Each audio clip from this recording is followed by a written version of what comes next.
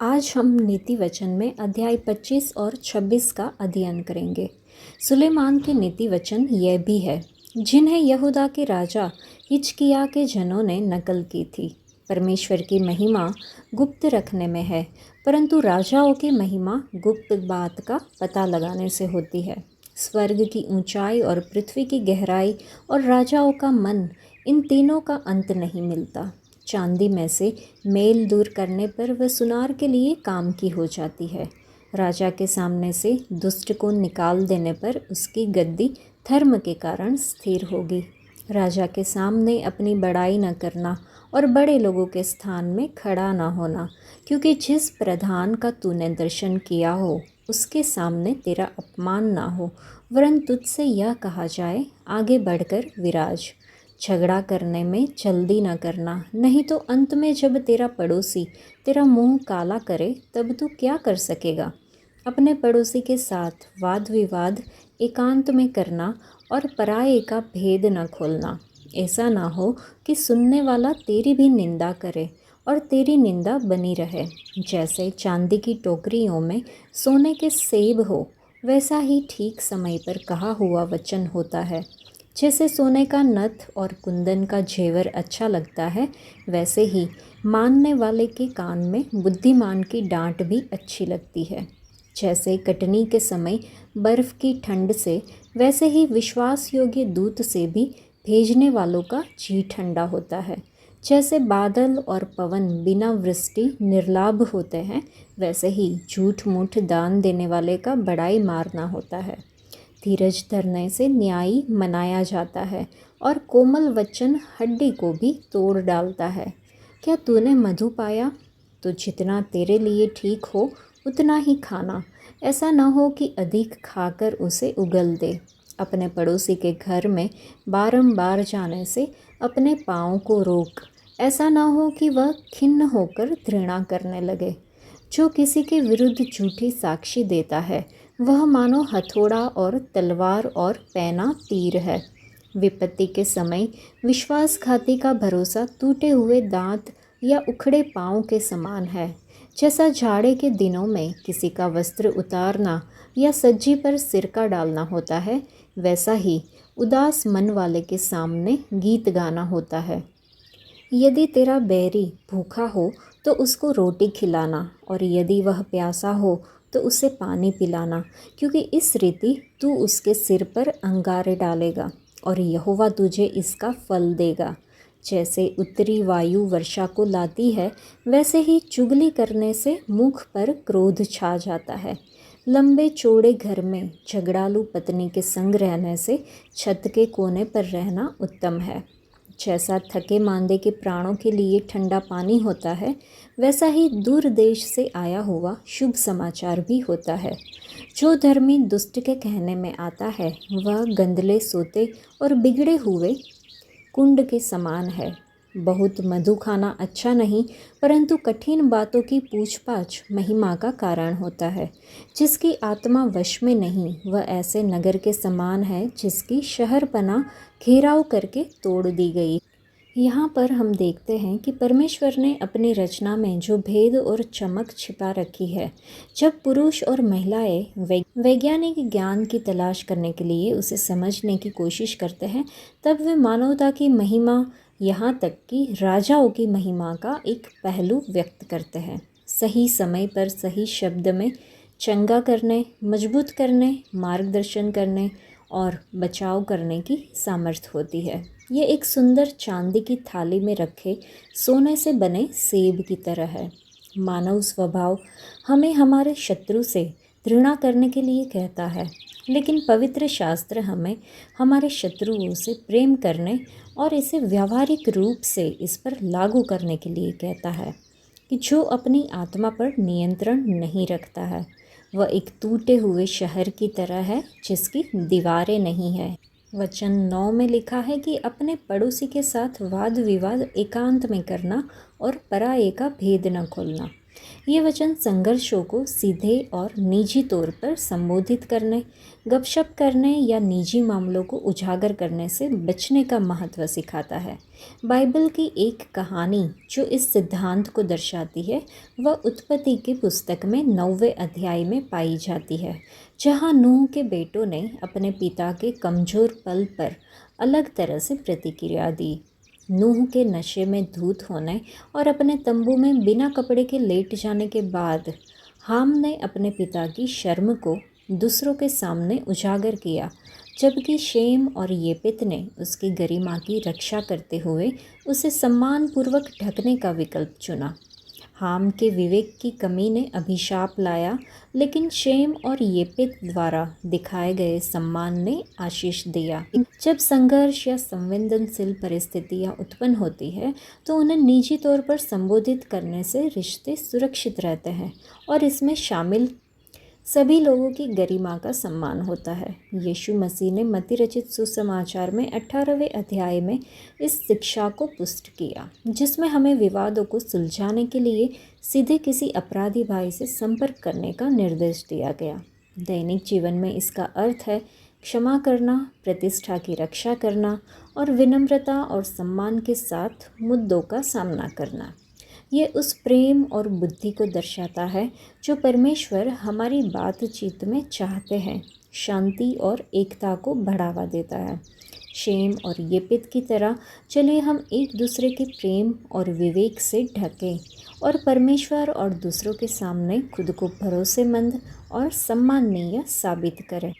28वें वचन में है कि जिसकी आत्मा वश में नहीं वह ऐसे नगर के समान है जिसकी शहरपनाह घेराव करके तोड़ दी गई हो। यह वचन हमारी आत्मा को नियंत्रित करने की आवश्यकता पर जोर देता है। हम में से बहुत से लोग बिना रोक टोक के हर चीज़ को सबके साथ साझा करते हैं। हम इस बात से अनजान रहते हैं कि यह हमारे जीवन में कितना बड़ा नुकसान ला सकता है। हाँ, अगर हम अपनी आत्मा को नियंत्रित नहीं करते हैं तो हम टूटे हुए और बिना शहरपनाह वाले शहर के समान है। एक शहर एक ऐसी जगह है जहाँ बहुत से लोग रहते हैं। हालांकि एक बर्बाद शहर निर्जन होता है। इसकी शहरपनाह टूटी हुई होती है, जिससे यह कमज़ोर और रक्षाहीन हो जाता है। चोर और जंगली जानवर आसानी से ऐसे शहर में घुस सकते हैं। इसी तरह जब हम अपनी आत्मा को नियंत्रित करने में विफल होते हैं तो हम हर चीज़ को सबके साथ खुलकर साझा करते हैं। दूसरों की ईर्ष्या हमारी हड्डियों को पिघला सकती है। इसके अलावा दुश्मन शैतान इसका फ़ायदा उठाएंगे और हमारे जीवन में बाधाएं पैदा करेंगे। इसलिए बाइबल हमें सिखाती है कि अपना रहस्य दूसरे पर ना खोले, क्योंकि सुनने वाला तुझे और तेरे शत्रुओं को धिक्कारेगा। अपमान या लज्जा दूर नहीं होगी। और यह भी लिखा है कि जो अपने मुंह और जीभ की रक्षा करता है वह अपने प्राण को विपत्तियों से बचाता है। हमारे परमेश्वर भी बहुत सी बातें छिपाए रखते हैं। गुप्त बातें हमारे परमेश्वर यहोवा की है, परंतु प्रकट की हुई बातें सदा के लिए हमारी और हमारी संतानों की है कि हम उनकी व्यवस्था के सब वचनों के अनुसार चलें। ये सब व्यवस्था विवरण में लिखा हुआ है। आत्मिक जीवन में परमेश्वर बहुत से रहस्यों को छुपाए रखते हैं। याद रखें कि हव्वा ने परमेश्वर के रहस्य या आज्ञा को सांप को बताया, जिसके कारण पाप पूरे संसार में प्रवेश कर गया। यूसुफ ने परमेश्वर द्वारा प्रकट किए गए रहस्यों को अपने भाइयों के साथ साझा किया। इसका परिणाम ईर्ष्या और 13 वर्षों तक उसके द्वारा सहन की गई कठोर परीक्षाओं में हुआ। हिजकिय्याह ने बेबीलोन से आने वाले आगंतुकों को अपने खजाने और शस्त्रागार दिखाए और आखिर उन्हें बेबीलोनियों द्वारा जब्त कर लिया गया। वास्तव में एक भरोसेमंद व्यक्ति किसी मामले को गुप्त रखता है, यह भी नीतिवचन के 11वें अध्याय में लिखा है। प्रभु खुद हमें अपने शब्दों की रक्षा करने और अपनी आत्माओं को नियंत्रित करने में मदद करे, जिससे हम बुद्धिमानी से चल सके। ऐसी हमें प्रार्थना करनी होगी। तो इस अध्याय में रिश्तों के महत्व और अच्छे संवाद की बुद्धिमत्ता पर ध्यान केंद्रित किया गया है। ये संघर्षों को हल करने में विनम्रता और सही दृष्टिकोण की आवश्यकता पर भी जोर देता है। दूसरों के साथ व्यवहार करने में धैर्य और समझ के महत्व और कोमल शब्दों की सामर्थ्य पर प्रकाश भी डाला गया है। ये बुद्धि और ज्ञान साझा करने के महत्व को दर्शाता है। ये इस बात पर प्रकाश डालता है कि सच्चा ज्ञान अक्सर दूसरों से सलाह लेने में पाया जा सकता है। हमने देखा कि लिखा है, यदि तेरा बैरी भूखा हो तो उसे रोटी खिलाना और यदि वह प्यासा हो तो उसे पानी पिलाना। शत्रुओं को मित्र बनाने का सबसे अच्छा तरीका है उनके साथ अच्छा व्यवहार करना। जो हमें चोट पहुंचाते हैं या हमारे शत्रुओं के प्रति क्रोधित होना और उनसे बदला लेना स्वाभाविक है, लेकिन प्रभु हमें सिखाते हैं कि उसके करीबी अनुयायी होने के नाते हमें उनके साथ अच्छा व्यवहार करना चाहिए। हमारा अच्छा आचरण उन्हें उनके पापों से पश्चाताप करने की ओर ले जाएगा और उन्हें अच्छे इंसान बनने और उन्हें अपना मित्र बनाने में मदद करेगा। हमारे विरुद्ध या हमारे शत्रुओं के प्रति हमारे अच्छे आचरण और दयालुता पर प्रभु निश्चय रूप से ध्यान देंगे और इस प्रकार हमें उनकी आज्ञाओं का पालन करने के लिए पुरस्कृत किया जाएगा। यह उन लोगों के सामने भी परमेश्वर के पवित्र नाम की महिमा करेगा जो हमारे साथ अन्याय करते हैं, और साथ ही दूसरे लोग हमें मसीह के सच्चे अनुयायी के रूप में देखेंगे। यीशु ने खुद उन लोगों को माफ़ करके हमारे लिए एक अच्छा उदाहरण पेश किया है, जिन्होंने उसे कोड़े मारे, कांटों का ताज पहनाया और उसके कंधों पर एक भारी क्रूज रखा और उसे क्रूज पर एक अपराधी की तरह शर्मनाक मौत मार दिया। यीशु ने ये सभी कष्ट सिर्फ आपके और मेरे प्यार के लिए स्वीकार किए।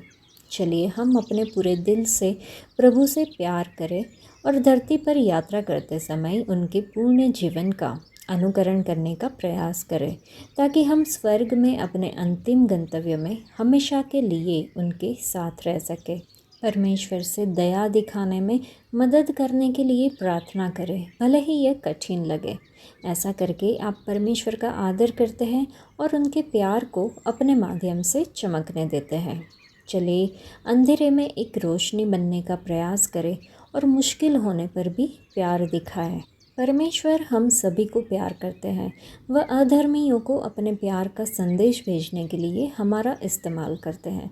ऐसा करने का इससे बेहतर तरीका क्या हो सकता है कि हम उन लोगों के लिए प्रार्थना करें और उनसे प्यार करें जो हमें सताते हैं। इस अध्याय के दूसरे वचन में है कि परमेश्वर की महिमा गुप्त रखने में है, परंतु राजाओं की महिमा गुप्त बात के पता लगाने से होती है। यीशु मसीह ने मत्ती रचित सुसमाचार में ये घोषणा की कि हे पिता, मैं तेरा धन्यवाद करता हूँ कि तूने इन बातों को बुद्धिमानों और समझदारों से छिपाकर बालकों पर प्रकट किया है। इससे हमें अपने परमेश्वर के स्वभाव के बारे में अविश्वसनीय प्रकाशन मिलता है। वह परमेश्वर है जो बात को छिपाते हैं ताकि केवल सरल और ईमानदार लोग ही उसे पा सके। वह परमेश्वर है जो अपने एकलौते बेटे को धरती पर भेजते हैं, उसे इस तरह भेजते हैं कि हर कोई ठोकर खाए। दाऊद की वंशावली से प्रतिज्ञा किए गए राजा मसीहा का भव्यता और शक्ति के साथ आने का अनुमान था। हालांकि परमेश्वर की योजना आश्चर्यजनक तरीके से सामने आई। यीशु का जन्म एक साधारण अस्तबल में हुआ, जिसके चारों ओर केवल यूसुफ और खेत के जानवर थे। इस तरह एक अस्तबल में यीशु का जन्म परमेश्वर के उद्धार के लिए अद्वितीय दृष्टिकोण का एक शक्तिशाली प्रतीक है, जो महानता के सांसारिक मानकों से परे है और सभी लोगों को आमंत्रित करते हैं, चाहे उनकी सामाजिक स्थिति कुछ भी हो। यरूशलेम में धार्मिक अगुवा बुद्धिमान व्यक्ति थे जिन्होंने शास्त्रों का अध्ययन किया था। फिर भी जब परमेश्वर ने नाज़रत के एक बढ़ई के रूप में प्रकट हुए तो इससे उनके धार्मिक विचारों को गहरी ठेस पहुंची और वे उस ठोकर पर ठोकर खा गए। पहले कुरिन्थियों की पत्री के पहले अध्याय में 27वें वचन में लिखा है, परंतु परमेश्वर ने बुद्धिमानों को लज्जित करने के लिए संसार के मूर्खों को चुना है। परमेश्वर पृथ्वी पर देख रहे हैं, उन चीज़ों की तलाश कर रहे हैं जो मूर्खतापूर्ण, कमज़ोर और तुच्छ है, ताकि वह उन चीज़ों का इस्तेमाल करके उन चीज़ों को शर्मिंदा कर सके जो बुद्धिमान, शक्तिशाली और महान है। बार बार परमेश्वर हमें चुनौती देते हैं कि हम अपना भरोसा, अपना विश्वास और अपना भरोसा कहाँ रखना चुनते हैं। अगर हम विनम्र हैं और उनकी तलाश करते हैं तो पवित्र आत्मा हमारे लिए ऐसे रहस्य प्रकट करेंगे जो अन्यथा छिपे रहेंगे। नीति वचन 26। जैसा धूप काल में हिम का और कटने के समय जल का पड़ना, वैसा ही मूर्ख की महिमा भी ठीक नहीं होती। जैसे गोरैया घूमते घूमते और सूपाबेनी उड़ते उड़ते नहीं बैठती, वैसे ही व्यर्थ शाप नहीं पड़ता। घोड़े के लिए कोड़ा, गधे के लिए लगाम और मूर्खों की पीठ के लिए छड़ी है। मूर्ख को उसकी मूर्खता के अनुसार उत्तर न देना, ऐसा न हो कि तू भी उसके तुल्य ठहरे। मूर्ख को उसकी मूढ़ता के अनुसार उत्तर देना, ऐसा ना हो कि वह अपने लेखे में बुद्धिमान ठहरे। जो मूर्ख के हाथ से संदेश भेजता है वह मानो अपने पाँव पर कुल्हाड़ा मारता और विष पीता है। जैसे लंगड़े के पाँव लड़खड़ाते हैं, वैसे ही मूर्खों के मुंह में नीति वचन होता है। जैसे पत्थरों के ढेर में मणियों की थैली, वैसे ही मूर्ख को महिमा देनी होती है। जैसे मतवाले के हाथ में कांटा गड़ता है, वैसे ही मूर्खों का कहा हुआ नीति वचन भी दुखदाई होता है। जैसा कोई तीरंदाज जो अकारण सबको मारता है, वैसा ही मूर्खों या राहगीरों का मजदूरी में लगाने वाला भी होता है। जैसे कुत्ता अपनी छांट को चाटता है, वैसे ही मूर्ख अपनी मूर्खता को दोहराता है। यदि तू ऐसा मनुष्य देख जो अपनी दृष्टि में बुद्धिमान बनता हो, तो उसे अधिक आशा मूर्ख ही से है। आलसी कहता है, मार्ग में सिंह है, चौक में सिंह है। जैसे किवाड़ अपनी चूल पर घूमता है, वैसे ही आलसी अपनी खाट पर करवटें लेता है। आलसी अपना हाथ थाली में तो डालता है, परंतु आलस्य के कारण कोर मुंह तक नहीं उठाता। आलसी अपने को ठीक उत्तर देने वाले 7 मनुष्यों से भी अधिक बुद्धिमान समझता है। जो मार्ग पर चलते हुए पराये झगड़े में विघ्न डालता है, वह उसके समान है जो कुत्ते को कानों से पकड़ता है। जैसा एक पागल जो जलती लकड़ियाँ और मृत्यु के तीर फेंकता है, वैसा ही वह भी होता है जो अपने पड़ोसी को धोखा देकर कहता है, मैं तो मजाक कर रहा था।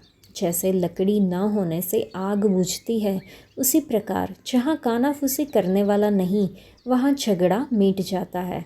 जैसा अंगारों में कोयला और आग में लकड़ी होती है, वैसा ही झगड़ा बढ़ाने के लिए झगड़ालू होता है। कानाफूसी करने वाले के वचन स्वादिष्ट भोजन के समान भीतर उतर जाते हैं। जैसा कोई चांदी का पानी चढ़ाया हुआ मिट्टी का बर्तन हो, वैसा ही बुरे मन वाले के प्रेम भरे वचन होते हैं। जो बेरी बात से तो अपने को भोला बनाता है, परंतु अपने भीतर छल रखता है। उसकी मीठी मीठी बात की प्रतीति न करना, क्योंकि उसके मन में 7 घिनौनी वस्तुएं रहती है। चाहे उसका बेर छल के कारण छिप भी जाए, तो भी उसकी बुराई सभा के बीच प्रकट हो जाएगी। जो गड्ढा खोदे वही उसमें गिरेगा, और जो पत्थर लुढ़काए वह उलटकर उसी पर लुढ़काएगा। जिसने किसी को झूठी बातों से घायल किया हो, वह उससे बैर रखता है, और चिकनी चुपड़ी बात बोलने वाला विनाश का कारण होता है। वचन 4 और वचन 5 को अगर हम देखें तो लिखा है, मूर्ख को उसकी मूर्खता के अनुसार उत्तर न देना, ऐसा न हो कि तू भी उसके तुल्य ठहरे। और यह भी लिखा है कि मूर्ख को उसकी मूर्खता के अनुसार उत्तर दो, अन्यथा वह अपनी दृष्टि में बुद्धिमान हो जाएगा। ये दोनों वचन पर सरसरी निगाह डालने पर ऐसा लगता है मानो ज्ञानी खुद का विरोध कर रहा है। लेकिन ज्ञानी हमें सावधान करता है कि अलग अलग परिस्थितियों में मूर्ख लोगों से अलग अलग तरीके से कैसे पेश आना चाहिए। संक्षेप में वह हमें बताते हैं और सिखाते हैं कि जीवन में मूर्खों को कैसे सहना नहीं चाहिए। इसका समर्थन पौलुस ने दूसरे कुरिन्थियों की पत्री में 11वें अध्याय में किया है। जब लोग मूर्खतापूर्ण प्रश्न पूछते हैं तो अक्सर चुप्पी ही सबसे अच्छा उत्तर होता है। प्रभु यीशु ने इस कौशल को एक मूर्खतापूर्ण प्रश्न का उत्तर दिए बिना दूसरे प्रश्न से प्रतिक्रिया देकर सुधारा, जैसा कि हम देखते हैं मरकुस रचित सुसमाचार के 11वें अध्याय में।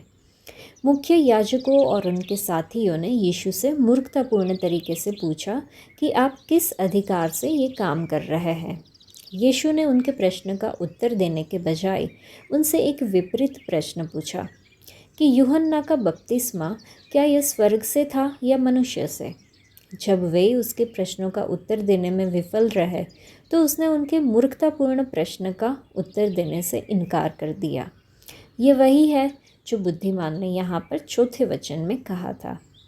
मत्ती रचित सुसमाचार में 19वें अध्याय में 16 से 21वें वचन में जब एक धनी युवक ने यीशु से मूर्खतापूर्ण तरीके से पूछा कि अनंत जीवन पाने के लिए मुझे कौन सा अच्छा काम करना चाहिए और मुझे अब भी किस चीज़ की कमी है, तो यीशु ने उसे उत्तर दिया कि वह अपनी संपत्ति बेचकर गरीबी को दे ताकि उसकी स्वधार्मिकता दूर हो जाए। यह उसी के अनुरूप है जो 5वें वचन में कहा गया है। इस प्रकार हमें मूर्खतापूर्ण प्रश्नों का इस नीति वचन के अनुसार संभालना चाहिए कि हमें अपने जीवन में मूर्ख लोगों को सहन नहीं करना चाहिए।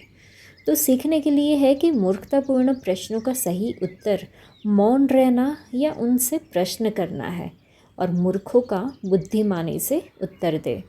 तो यह अध्याय किसी व्यक्ति का मूर्खतापूर्ण व्यवहार जीवन और रिश्तों को बाधित कर सकता है। ये मूर्खों के साथ जुड़ने के विरुद्ध चेतावनी के साथ शुरू होता है, क्योंकि उनके कार्यों से अराजकता और गलतफहमी हो सकती है। मूर्ख की विशेषताओं की तुलना बुद्धिमान की विशेषताओं से की जाती है। यह हमारी बातचीत में समझदारी के महत्व पर जोर देता है। हमें याद दिलाता है कि हर तर्क आगे बढ़ाने लायक नहीं होता। हमने यह भी देखा कि आलसी आदमी में ऊर्जा और पहल की कमी इतनी गहरी होती है कि वह अपनी व्यक्तिगत ज़रूरतों का भी ठीक से ध्यान नहीं रख पाता या नहीं रखना चाहता। गुप्त रूप से घृणा करने वाला व्यक्ति दूसरों को धोखा देता है, लेकिन वह खुद को भी धोखा देता है। वह खुद को अपनी वास्तविकता से बेहतर इंसान समझता है। चापलूसी एक और तरीका है जिसे झूठ बोलने वाली जीभ बर्बादी लाती है। उनका चापलूसी भरा मुंह घमंड पैदा करता है और दूसरों को भ्रामक लक्ष्यों के लिए भरमाता है। तो प्रार्थना करें कि हमें झाल को पहचानने की बुद्धि मिले। अनुग्रहपूर्ण सिद्धांत हमें ये व्यर्थ प्रशंसा से ऊपर उठाए। आत्मत्याग करे, संतुष्ट रहने की क्षमता प्राप्त करे और ऐसी चापलूसी के बिना भी आभारी रहे। यही हमारी सुरक्षा होगी। वचन 13 में लिखा है कि जो अपना पाप छिपाता है वह सफल नहीं होता, परंतु जो उसे स्वीकार करता है और त्याग करता है उस पर दया होती है। पाप कोई भी वो गलत काम है, लेकिन पाप का परिणाम वह दोष है जो पापी को उसके विवेक के कारण पीड़ा देता रहता है। विश्वासी के मामले में उसमें रहने वाला पवित्र आत्मा भी पापी को उसके अपराध की याद दिलाता है। आदतन पापी के मामले में उसे अपराध की पीड़ा नहीं होती, क्योंकि उसका विवेक असंवेदनशील हो चुका होता है और पवित्र आत्मा या तो अनुपस्थित होता है या उनकी सलाह को अनदेखा कर दिया जाता है। बुद्धिमान व्यक्ति कहता है जो अपने पापों को छिपाता है वह सफल नहीं होता। कोई अपना पाप कैसे छिपा सकता है? अय्यूब कहता है कि मनुष्य अपने पापों को अपने हृदय में ढांप कर छिपाते हैं। ये वही है जो आदम और हव्वा ने किया था जब वे अपने अपराध को छिपाने के लिए परमेश्वर से छिप गए थे। बुद्धिमान यह भी कहता है कि जो कोई भी अपने पापों को स्वीकार करता है और त्याग देता है उसे दया मिलती है। ये परमेश्वर द्वारा हम पापियों के लिए प्रदान किया गया रास्ता है। यदि आदम और हव्वा ने अपने पाप को स्वीकार कर लिए होते और त्याग कर दिया होता तो उन्हें परमेश्वर की दया और क्षमा मिल सकती थी। स्वीकार करना पाप स्वीकार करना है और त्याग करना उन्हें करना बंद करना है। पापी को दया तभी मिलती है जब वह स्वीकार करने के बाद पाप को त्याग कर देता है, जैसा कि यहाँ पर कहा गया है। दाऊद भी कहता है कि जब वह अपने पाप और अपराध के बारे में चुप रहा तो परमेश्वर का हाथ उस पर भारी था, लेकिन जब उसने अपना अपराध स्वीकार किया और त्याग दिया तो उसके अपराध को क्षमा कर दिया गया। तो चलिए हम न केवल अपने मुंह से पापों का स्वीकार करें, बल्कि परमेश्वर की दया और क्षमा पाने के लिए उन्हें करना भी बंद कर दें। तो खुशहाल जीवन के लिए अपने पापों को न छिपाए और परमेश्वर की दया हमें अपने पापों को स्वीकार करने और त्यागने की मांग करती है, यह हमें पता चला। आज के लिए इतना ही। परमेश्वर आप सबको आशीष दे। धन्यवाद।